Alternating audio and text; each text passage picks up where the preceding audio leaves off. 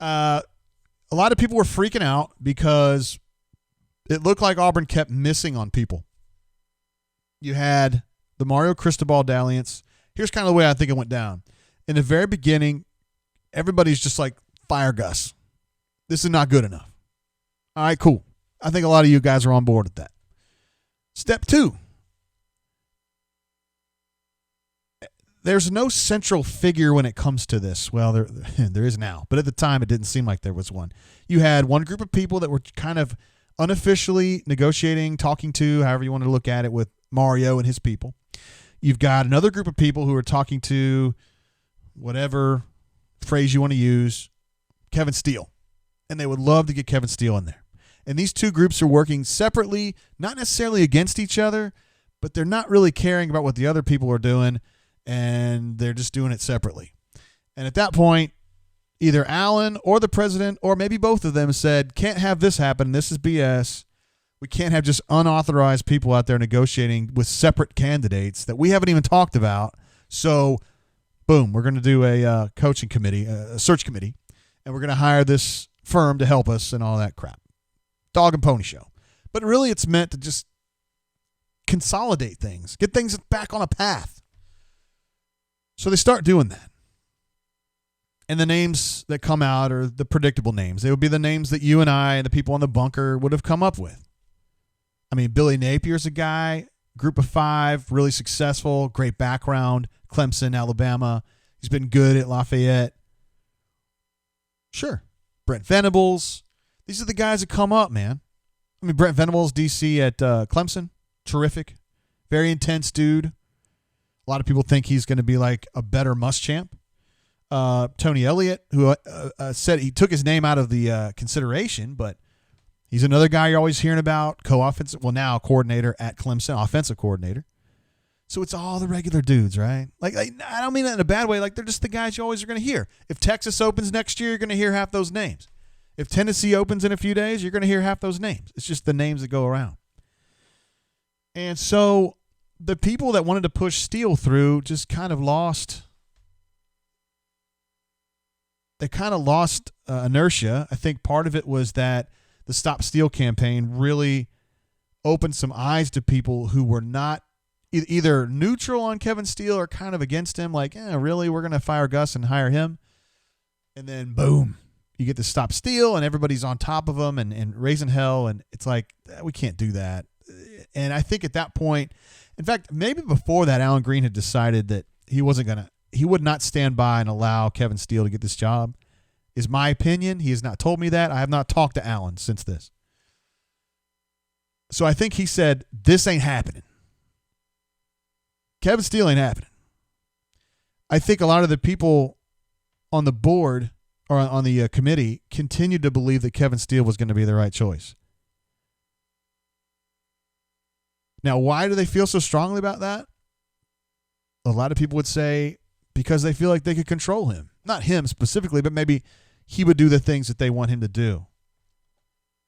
This has been going on at Auburn for decades. This is nothing new. But it's clear now that Alan Green was just not down with it, man. He was not about it. And he kept hearing about these names getting leaked. I reported on some of them. Some of the other reporters on the beat reported on some of them. Some national guys reported on some of them. But I don't think the leaks were coming from Allen. In fact, I know they weren't. They were coming from other people. And I think Allen was working almost undercover in a way to get Harsin, and people wouldn't. The reason nobody knew is because I think this is almost clandestine. And I think at the end of the day, he almost went rogue on this. Not rogue, because he's got to have the president's approval, and he got it, and that's the way they were able to offer them this deal, and he was able to take it. But I think Allen put his foot down, and he said, I'm not going to allow you to hire Kevin Steele, and we're going to go get the coach that I think is the best fit for Auburn. And I don't care if the guy's from Idaho and he's been coaching in Boise all this time. I don't care. I don't care that he hasn't been in the SEC. I don't care that he hasn't recruited down here. I'm going to get the guy that I think is the best coach we can get. And I'll tell you a big part of this is that they spent all their buyout money to get Gus out. They didn't have a lot of money for buyouts, so they needed to find somebody that made sense both as a coach and that his buyout would be good. And with a $250,000 buyout, that's essentially zero. I think Allen curried favor with the president. And I also want to mention this. This is a very important part of the process here. If you guys saw the release that they put out announcing this hire, here's the quote from Alan Green right here, okay? Blah, blah, blah, blah, blah, blah, blah, you know. I'm thrilled to welcome Coach Harsin. Check this out. I'm grateful to General Burgess, Quentin Riggins, and each member of our advisory committee for their commitment to Auburn during this process. Okay, I don't know how many people right in front of me were on this committee, but it was something like 10, including Bo Jackson, including Michelle McKenna, including Tim Jackson, not related to Bo. Other people, I just don't have it in front of me, but I would say there were 8 to 10 people on this committee. So why would he call out 2 people and not the other 8 or 7 or 6? Why would he not name them all or none? He took the time to actually acknowledge 2 people. And the reason he did that, in my opinion, I asked Alan to come on the show tonight, and he respectfully declined. He's been busy. He's been busy, to be fair. He has a very good excuse. But I think those 2 people, General Burgess, who is President Gouge's right-hand man, or his conciliary, however you want to look at it, and then Quentin Riggins, you guys know, former player, former broadcaster, just generally good dude, an Auburn dude. I believe those 2 guys were the only ones that were willing to help him on this. I think the other people had other ideas, and it's not to say that their ideas were wrong, but I think it's very telling that Allen praised these 2 and not everybody else. Although he would say, well, I said each member. Very, very interesting to me. I mean, just super interesting to me. Like, when I saw that, I laughed out loud. I was like, good golly, look at this. You know, Burgess is an important figure because he is in Gouge's ear, and he's also on Jimmy Raines' board of trustees at or whatever. I guess it's the board of trustees for Yellowwood. So the thought was that he was going to back, you know, whatever that group wanted, and it doesn't appear that happened. And then Quentin Riggins, same thing. Very interesting. What's up, B. Matt? Not much. I've been watching some Boise State highlights, trying to get familiar with Mr. Harsin's offense. How are they looking? Multiple. Like to do a lot of different things. Definitely going to run the ball, so I could see Tank having a huge season, and that is with a Y, next year. Edge. And it looks like his quarterbacks, he uses him in the running game. And so we'll see more of that with Bo, which I think will be good. And, the quarterback they have, this is 2019 clips I watched, doesn't throw off his back foot a whole lot. So seems like they're coached up pretty good. Oh, that's good. You're saying not a lot of back foot throws? Well, you know what I'm saying. Not a lot of happy feet. Seems to be settling in there and making good precise passes. Yeah, it seems like his reputation is he just gets a lot out of quarterbacks. And he's got a very good quarterback at Boise State right now, a 4-star guy. I wonder if he's going to try to snatch that young man. I don't know. He's got a good one here at Auburn, too. He does. If he needs to snatch anybody, it needs to be offensive tackles and pass rushers. Maybe a big old smashing middle linebacker, too, we'll say. Get in that transfer portal and see what's up? Yeah, that's right. That is a good thing now because they made this hire today. You're talking about 3 weeks until spring semester starts. So that gives him and his new staff plenty of time to assess needs, to look at what's available, and maybe do some recruiting as far as that portal goes to get some guys in for spring semester. Starts January 11th, I think. All right, so what did you think about this hire, B. Matt? This thing came out of nowhere, and I don't think we've ever seen a search that just all of a sudden somebody just availed themselves, and it was like, oh, my God, there it is. Well, I mean, Alan Green ran a double reverse throwback pass. This did come out of nowhere. You're right. Did not see this one coming at all, and I thought it was funny that the president in the little press release put a little quote at the end that it was unfortunate that there was all this information out there. I'm like, yeah, right, okay, dude, whatever. Of course, he didn't say that. One of his press guys wrote that. But anyway, what do I think about this? I'm open to it. You know what I'm saying? I'm not going to sit here and say it's the greatest hire of all time, but I'm not going to say it's a bad hire. I think it's let's wait and see how it goes. He does not have a proven track record of recruiting, at the highest level, although he did have 2 years at Texas. where he was, I think he was quarterbacks and offensive coordinator or co-head coach, something like that. I think offensive coordinator. So he does have that experience, which is good.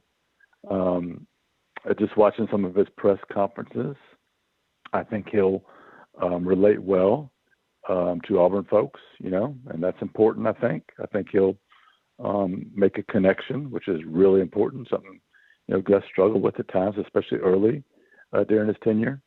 I think it was good Auburn went and got an offensive coach, so he'll have a system, he'll have a way he'll run things, and it's been pretty successful for a group of 5 team. And we'll just see how he matches up recruiting. I don't know if he's going to try to, go head to head with Kirby and Nick and those guys in the Southeast for these 5 stars, or whether he's going to come in here with the idea of I'm going to, get as many good players as I can and try to find the underrated guys and do sort of what Auburn's done in the past. So we'll see. I don't know what his plan is there. That's something I'm going to definitely ask him press conference either tomorrow or Thursday, probably tomorrow. But I think it's a really interesting hire. It's definitely out of the box, and it's not Jabba. It's definitely not what you'd expect a normal Auburn coaching search to end in. No, this is definitely not Jabba. I mean, this is like the antithesis of Jabba. Yeah. And I think this hire is going to be right on Allen Green's shoulders. I mean, he's the one that he went out and got this guy. Yes, he did. Against the wishes 100%. Of a lot of people. Yes, he did. I think he got tired of all the BS and said, I'm going to get the guy I want. This is how it's going to be. It's over. It takes some big cojones. Yeah, and to be frank, I think Auburn needed that. Now, whether or not he made the right decision, that's not going to be known for a couple of years, right? I mean, this is every coaching hire. I don't care if it's Mario Cristobal. There was no guarantee he would have come here, or Lane Kiffin would have come here and had great success. You just don't know for sure. And you don't know about Bryan Harsin either. May turn out to be the greatest hire, in the next couple of decades, or may not. But I think I see the potential for him to be very good. I do see that potential. I love that he makes a reference about the Twidiots, though.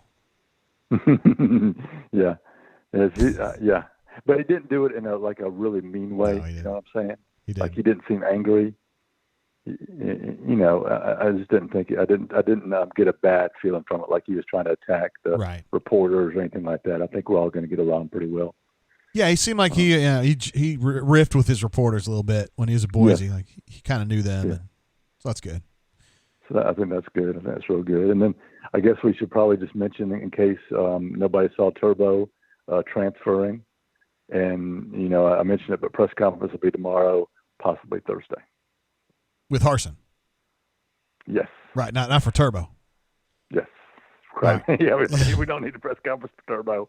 I wonder a little bit, it's kind of on the coattails of what we were talking about earlier with Allen, where I think he stuck his neck out and he made this decision on his own. I'm not saying he's rogue. He had Gouge's support, and you would think he also had General Burgess and Quentin's support on this.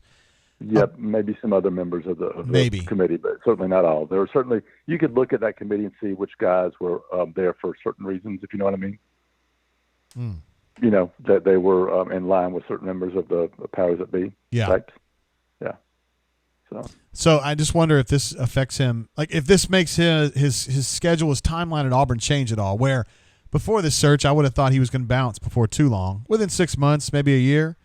But now that this is his guy, and obviously football is the big deal at Auburn, I wonder if this means he's going to be here a little bit longer, or if the people that are mad now who didn't get their guy are going to be coming after him. I don't know if they can get him, though. You know what I mean? Yeah, I think the only way they're coming after him is if things go south, right, or don't get any better. Because I just think now we're, as long as Allen wants to be here, I think he's on good standing until this goes one way or the other. And, if there's a few guys that are upset about this, well, I mean, it's just, it doesn't make sense for them to be that, that upset that they would just try to, push another guy out. That would look bad. And I just don't see that happening. Yeah.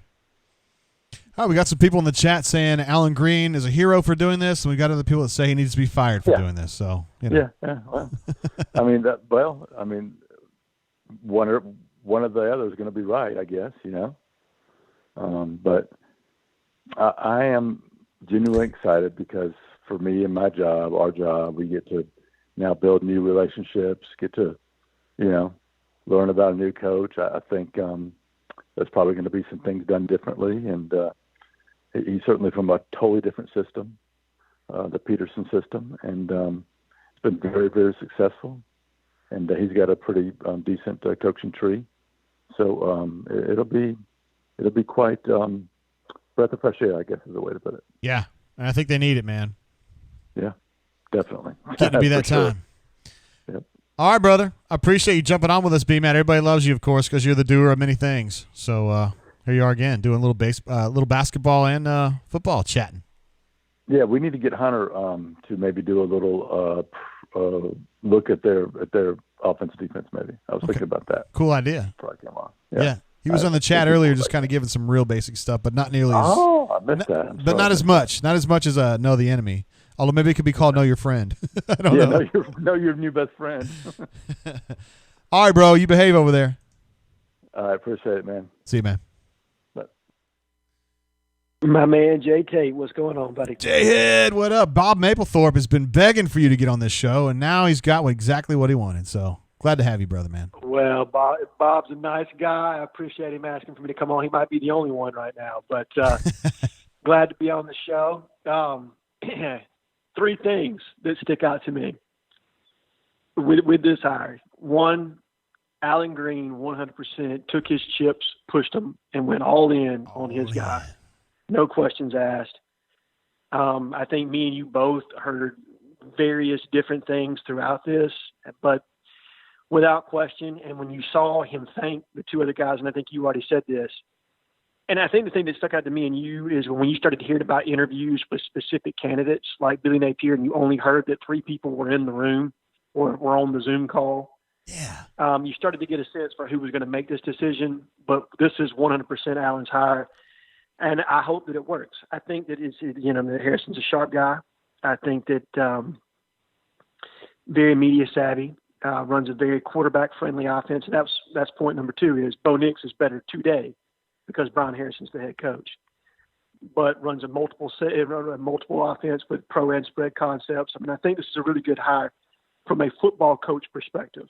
The recruiting is what scares you a little bit because he's not from this area of the country, but overall, I'd call this a B hire. And then obviously the third thing is nobody knew what was going on. I mean, nobody outside of Alan Green realistically knew what was going on. I was chasing my tail on this, trying to figure out what was going on, and I was dead set that I thought that was Billy Napier. I thought that, that he was about to be announced a guy, and 10 minutes after I think I made that post, it was Billy's pulling his name out. So it happens. It definitely happens, but I just want to say that as far as secrecy is concerned, Alan Green has earned my respect because he definitely, as far as keeping Harrison quiet, I don't think anybody even heard his name until this morning, and that was more in passing than anything else. I don't think anybody took it seriously until about 4 o'clock or so when things started to maybe slip out a little bit, and then it was popped by Pete Thamel. Yeah, I hate that part of it. You and me both, man. Of all people, that guy had to be the one to break the story, right? I know. But fact anyway, is, the thing is, and I said this early in the show, the leakers, we know who the leakers are now. Because no question. It wasn't coming from Allen's side of it. It was coming from the other side of it. Hell no, it wasn't coming from Allen's side of it, man. I mean, it definitely was coming from the other side of the people that were involved with that committee, 110%. And specifically, I think it really told the tale when the Hugh Freeze stuff started to come out today, because I heard the same thing you did. It was after you posted it, but it started to get to me. And I started thinking to myself, okay, who's really putting this out there? Because Allen wasn't putting Hugh out there. And in fact, in the very beginning, I think you got word that Hugh wasn't even going to be under consideration for this position, specifically because of Allen's involvement, not involvement, but his awareness of things that happened at Ole Miss due to him working there and being familiar with some of those people. And it's not a knock on Hugh. People all make mistakes. People improve. But I think that was just a situation that Auburn didn't want to get into. And when you started to see that leak out, you really knew, okay, this isn't coming from the person that's probably making the decision now. It was an interesting. This is what do you think, Jay? It's the most interesting search I've ever seen. I mean, I've never seen anything like it. I've never had an ending that just popped like that. It was like, who? What? I've heard 20 names, and that's not one of them. Like, I couldn't believe it. But I think this is the way Allen set it up. he set it up this way. I don't disagree. And you texted me that today. You said, "Look, Allen's got a plan. I think something's going to pop here pretty soon. I'm starting to get a beat on this. I think Allen knows what he's doing." And sure enough, it popped quicker than I thought. I thought they were going to reassess, and you probably would see something after Christmas, is what I was thinking. But when this hit today, you knew 100% Allen got his guy. And hopefully, because I think that, as an AD, he's a guy that's capable of elevating a program. He's got that kind of vision. I would like Allen to be a little bit more out in the forefront than he has been to this point, but he's gone all in with this guy. And me and you both know that when you hire a football coach and you go out and you go on a limb like this, you're putting your neck out there. I think he's going to give Harsin all the support that he possibly needs. If it flops, it's going to be on Allen. If it's a boom, this is a feather in Allen's cap that's going to give him a lot more autonomy at Auburn moving forward. Still can't believe he pulled it off, though, dude. I mean, I know him and I think a lot of him, but I've just never seen him pull something like this before, and he did it. I mean, he did it. Crazy guy did it. He did it, man. I mean, he 100% did it. I was 5 seconds away last night from thinking we were headed towards Kevin Steele and Tim Jackson. So, you know what I mean? But Allen definitely got his guy. I'm really excited to see what's going to happen. I'm excited to hear the press conference. He's an extremely sharp guy. Yeah. I mean, extremely sharp. And I think as far as press conferences are concerned, you guys are going to have a lot more to work with. And that's no slam at Gus. Right. But you guys are going to have a hell of a lot more to work with moving forward than what you've had in the past 8 seasons. Yeah, I got to step up my question game. One can only imagine. Yeah. Now, obviously, I think the biggest question moving forward is who are his coordinators going to be? Because I think he's going to have to pick 2 guys that he trusts 100%. And then he's going to have maybe 1 or 2 other guys come with him from Boise, just that know his system and guys that can kind of help him as far as that migration of what they do at Boise to what they're going to do at Auburn. And then he's going to have to really fill it out. And I think Coach Adams called it. He's going to have to fill it out with some guys that know how to recruit this part of the country. You can't bring a whole bunch of guys from Boise and not have any connections down here to the South when you're going against the big boys, when you're going against Dabo and Kirby and obviously Nick and everybody else in the SEC, because, it's a different world here than it is in the Mountain West. And I'm not saying that he's not capable, because I think as a head coach, he's going to be a captivating and engaging guy. He's got some charisma to it. But you have to have those guys that can tee him up to close people out. So it'll be really interesting to see what he does on the assistant front and then what he does on an off-the-field staff as well. Yeah, you talk about analysts and whatnot? Well, analyst, his recruiting department, how he wants to handle that entire operation. I mean, football has evolved beyond just the 11 coaches on the field. It sure has. It's well beyond that now. So what kind of infrastructure does he put into place is really what's going to be interesting to me. I don't know that much about his mentor and Chris Peterson. I know he's a fantastic coach, but as far as the intricacies of what he does with an on-the-field / off-the-field staff, I'm not that familiar. So it'll be really interesting to me to see that dynamic and how it plays out. Yeah. Well, we'll be doing that for the next 3 weeks, seeing what he does. And this is really hard for reporters, though, because it's like we don't know this guy and we don't know his assistants, and it's hard to get information at this one little spot here. But we'll see. It'll be a derby, be a scramble. Now, well, I'll give you 2 names that were tossed to me right away on OC that make sense because of their involvement with him in the past. But Bush Hamden, who's the passing game coordinator up at Missouri, that works for Eli Drinkowitz, who used to actually work for Harsin up there at Boise State. He sure did. And then Mike Sanford, who's the OC at Minnesota right now, who was also the OC at Boise at one point. So those are 2 names that got tossed my way right away with people that I'm familiar with that may be in play here. And then as far as DCs go, obviously his DC from Boise State is over at Oregon now, and Andy Avalos, who's a rising star. That would be a name that I would watch as far as defensive coordinators are concerned. He's with Mario Cristobal now? You got it. It's going to be a tough pull right there. It is, but if you're looking for what we can pay a DC versus what they can pay a DC, it's not even in the same ballpark. This is true. Now, I don't believe we're going to be paying anybody what we're paying Kevin right now. And I have no idea what's going to happen with Kevin. I don't see him being retained as of right now, just because he was up for consideration for the head coaching position, and that's an awful big pill for him to have to swallow and then go back to being just a defensive coordinator. I'm not saying he's not capable of doing it, but with him and Harsin not having a prior relationship, I think it makes that extremely difficult to do. And Harsin's going to want people that he's comfortable with, not to say that he couldn't be comfortable with Kevin, but he's going to want people at Auburn that he feels like he can trust they're going to have his best interest in play. And I'm not one of these people that's going to get out here and spin conspiracy theories about Kevin or anybody else that's on the Auburn staff. That's not what I'm here to do. I'm looking at it more from the standpoint of when you're up for consideration for a head coaching position and then you're not the person that's selected for that, it just becomes increasingly difficult to work for somebody else. Yeah, absolutely. Yeah, I think we've seen the end of Kevin at Auburn. So, yeah. I think that's where we're at. But, excited to see what's going to happen moving forward, excited to see what's going to happen with Sharif.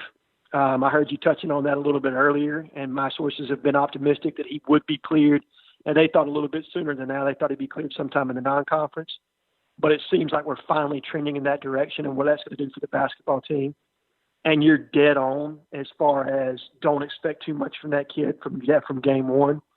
But let him get acclimated, get about 5, 6, 7 games underneath his belt, and then watch him probably kind of start to emerge into the starting lineup. And you can shift Justin Powell to the 2 and Planny to the 3, and you really, really, really have a dynamic team at that point. Like, I think you got a team that can really make some noise in the SEC, and obviously we're going to be penalized this year and not be able to be in the playoffs. But this is a perfect year for us to get everybody in line and bring everybody back next year, because unfortunately at this point, Devin has not performed the way I think anybody would have liked for him to. That's correct. And he's starting to cost us some. I think he's a much more natural 3 than he is playing at the 2 spot where he's moonlighted some. So I think allowing, basically Flanny to be the starter at the 3 and Powell at the 2 just makes us that much more dynamic from a scoring standpoint. I'm looking forward to this team next year, though. I mean, they're just grinding it out right now to get a little bit better so that next year they can just boom. I'm with you. Final 4, baby. I mean, I'm calling it now. Final 4 bust. And this next game coming up is a big one because Arkansas, I know a lot of people don't necessarily know this, but Arkansas they're coming up on Auburn's heels fast, I think. To me, that's the most upwardly mobile team in the SEC, and I think by the time Auburn gets ready to challenge for a title next year, it's going to be Auburn and Arkansas right there, and so you got to get used to these guys. I don't disagree, and Eric Musselman is a fantastic coach. Terrific. I mean, for people that don't know his background, I mean, he's a former NBA coach. He's been, I think, also at Arizona State. Runs a really interesting offense, very much in analytics, and just a really, really smart and savvy guy that has recruited extremely well to Arkansas, and he's gotten pieces that fit what he wants to do. So this is going to be a good game. I mean, I think we can beat Arkansas. I really do. But they're playing at a high level right now, so it'll be interesting to see how it all plays out. J-Head, you've been an absolute beast all the way through this coaching search, and even though we weren't always right, you and I appreciate your information, your intel, spending so much time with us here on the show, on the bunker. You've just been an invaluable resource, and it's super, super appreciated, brother. Hey, not a problem, Jay. Glad to do it. Hope to catch you guys here before too much longer. Maybe I can come back for the rundown when we actually have a legitimate National Signing Day versus kind of what we went through this past time. Yeah. So maybe we can do that all again sometime soon. Well, I might do one down in Mobile, too, so it might be closer to you. Hey, I like it. I like it, my man. All right, bro. Be good. All right, Jay. You have a great night, man. Bye-bye. Bye. There he is. We got one of our absolute all-time stars on here right now. Why Not AU? What up, bro?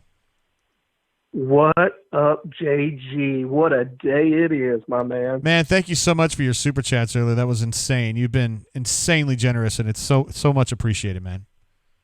Oh, man, it's about all these other folks, too. Let's look at the super chat storm we got going on. I love it, man. We've created a bunch of crazy folks, haven't we? Yes, psychomaniacs, all of them.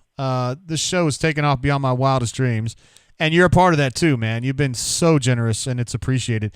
How fired up are you about this hire? I know your thought was going into this search, Auburn's got to know what it wants before it can go get what it wants. Do you feel like they made it happen on both ends there? That's why I love it, JG. As fans on the bunker, this is part of our fun, right? We go crazy about all these scenarios and all this kind of stuff, and that's great. But, man, at the end of the day, just let that committee do its work and judge them on the outcome. And I just really think we did a really good job. If you look back at it, we've never had a diverse committee like this go out and methodically make it happen. And that's what they did. And nobody really knew what they were doing, but they knew what they wanted.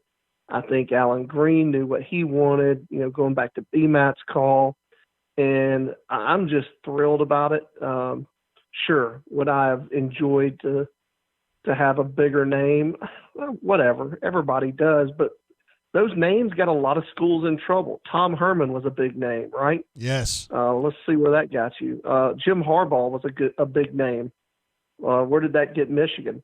There's a lot of big names and splash hires out there that sounded great, but they hadn't really worked out for people. So I'm thrilled with this hire. And, did you know much about him prior to this? Do you have an opinion about him specifically? Yeah. Actually, where I remember him was when he took over, when he went to Arkansas State that year. And then I was shocked to just see him immediately bolt, and get a bigger job. And, I've done a lot of work up in Idaho, so know a little bit about Boise State just from the folks out there. And they can't say enough about this guy. So I just think he's hardcore, and they expect to win football games out at Boise State. It's not like they hired this guy saying, "Oh man, I hope he comes in and wins 6 or 7 games a year." They expect to win. They've built a winning culture out there, and he continued that culture, and actually probably expanded it a little bit from a consistency standpoint. So let's let the guy come in and work, man, and see what he can do. And I like the idea that he's kind of an outsider. If the people who are tired of the good old boy network, this guy breaks that trend, that's for sure. And I think you're one of those guys too. I think you are. Oh yeah. You got to have somebody to come in and shake it up a little bit. And I think he's got the personality to do it. He's not going to, sit back and be a yes guy. I do think he's going to have the personality to work at all levels of the university, which Gus just simply didn't have. You've got to be CEO, you've got to be a technician, you've got to be all those things, and you've got to reach out to alumni, and you've got to be somebody that people feel like they can approach, get to know.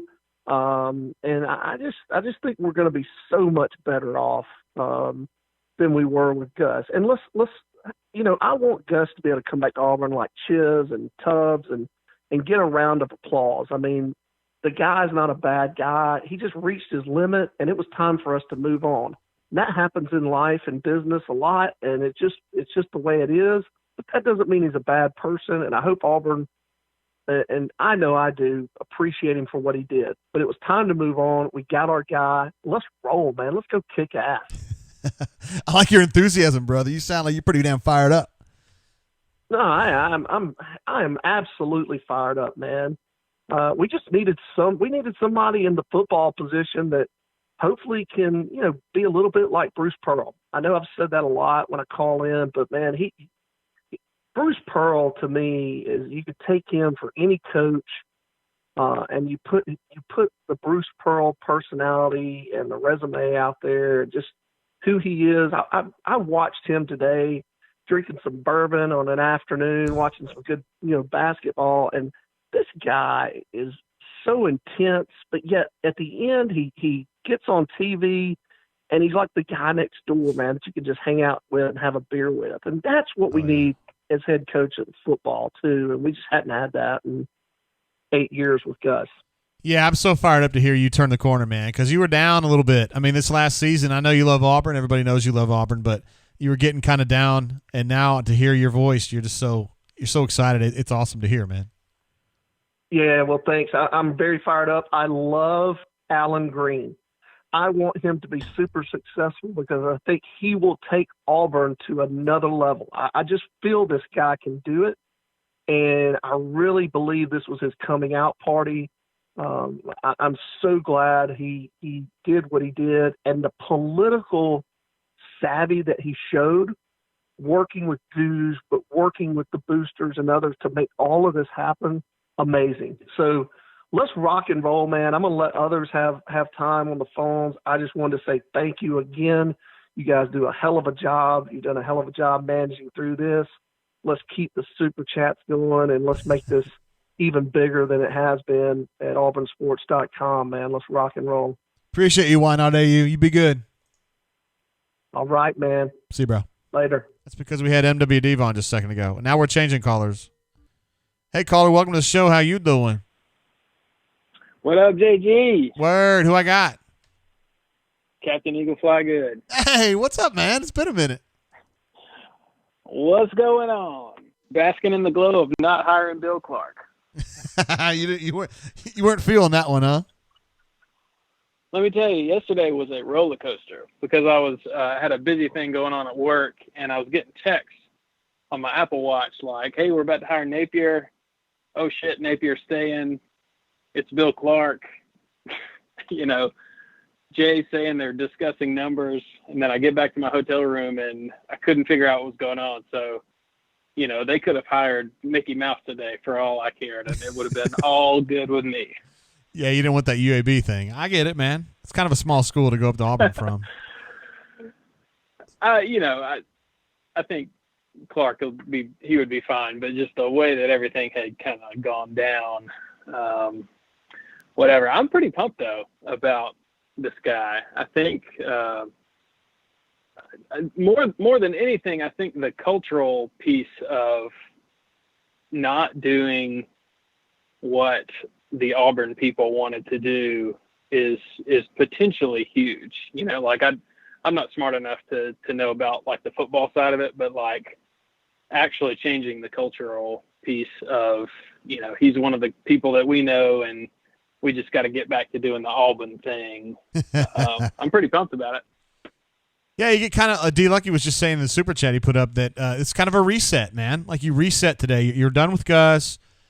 To a large degree, the good old boy network's gone, and now you come in with a new guy, and you just kind of roll with him and see what he can do. And, I mean, I know from an Auburn perspective it could be tough to say, I don't know, we're going to have any of our usual stuff, but maybe it's good to hand it over and let somebody who's shown that he can win 10 games or more every year do what he can do.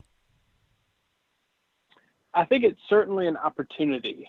It's an opportunity to have a reset. Whether or not they let that happen is going to be, I remember I was in school when Tuberville got axed, and everybody was super bummed about it. And then, then they come out with Chiswick and everybody's freaking out. I sort of worked in the athletic department at that point, and all the athletic department people made this incredible shift automatically, it's like they didn't even know he was 5-19. They were all like, "This is amazing," and I was looking around like, "This is bullshit."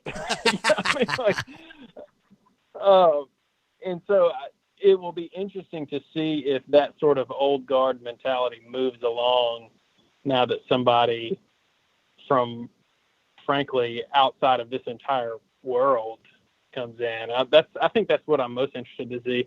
The second thing I'm most interested to see is what in the world happens with Allen at this point. I think it's a super interesting, thing. He has obviously thrown up the double birds to the powers that be with this hire, and I think that's awesome. But last week, I was way down on. Maybe not way down on Allen. I mean, I was way down on Allen, but I know some people who coach and they're all way down on Allen just because he doesn't seem to do anything.